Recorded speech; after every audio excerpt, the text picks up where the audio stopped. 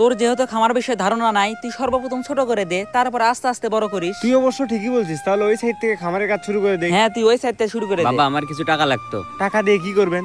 আমার কোমরের ব্যথা তো বাড়তিছে, ওষুধ নিয়ে আসা লাগবে। আপনার তো কয়েকদিন পর পরে সমস্যা হয়, শুধু বলেন টাকা দে টাকা দে, টাকা তো ইনকাম করা লাগে না।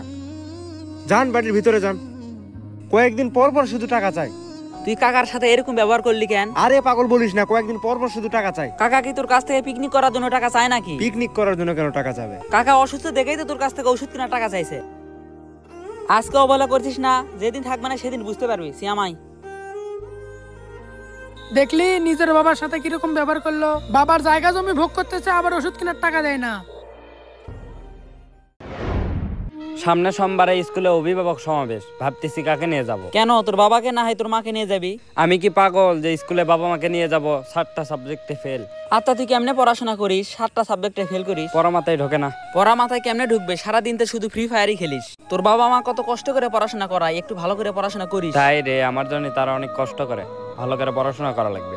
বাবা মায়েরা সন্তানদের জন্য কতই না কষ্ট করে, আর শেষ বয়সে সন্তানেরা বাবা মাকে দেখতে পারে না। হঠাৎ করে এই কথা বললি?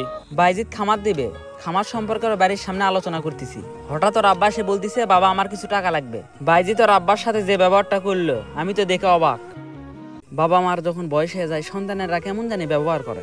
সবাই কিন্তু এক না, ভালো খারাপ সব মিলেই দুনিয়া। তুই অবশ্য ঠিকই বলছিস, চল যাই। চল।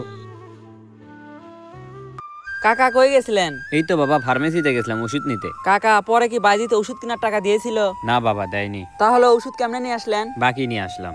বাইজিৎকে আমি আগে ভালো ভাবতাম, ও যে এরকম করবে আমি কখনো ভাবতে পারিনি।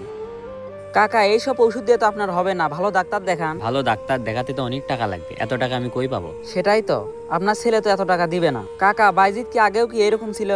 না, আগেও আমার সাথে অনেক ভালো ব্যবহার করতো, যা চাইতাম ও তাই এনে দিত, কিন্তু জায়গা জমি লিখে দেওয়ার পর থেকে আমাকে আর দেখতে পারে না। কাকা সব সম্পত্তি কি বাইজিতের নামে লিখে দিয়েছেন? হ্যাঁ বাবা।